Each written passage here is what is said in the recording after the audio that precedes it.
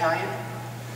Well, this is not a question, but I'll tell you the Globe and Mail this morning, I'd like to read a section from it. Conflict looms over funding for subway extension. Mr. Ford and others on council made it clear Tuesday that support for hiking taxes to pay for subways is lukewarm at best. The mayor was beaming as he alluded to the role played by a past fishing trip with Stephen Harper and his good working relationship with the Prime Minister and Minister of Finance in snagging the federal cash. Isn't that wonderful? That's the way that these projects are being funded. We're just sending that. Now, I have I've got fishing on the wall of my office, but I certainly haven't put any checks up there that I got from fishing. But I mentioned it in my speech to the Board of Trade yesterday. And that's the way that the funding of transit is being done.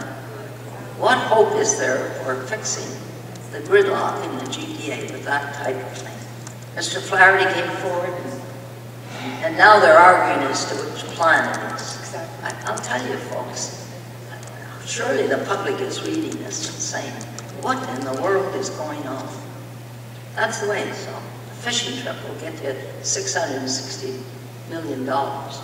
Nowhere near what is required, whichever route they go. It's nowhere near required. And so now the province has said it's one way, and the federal government is now saying it's another way.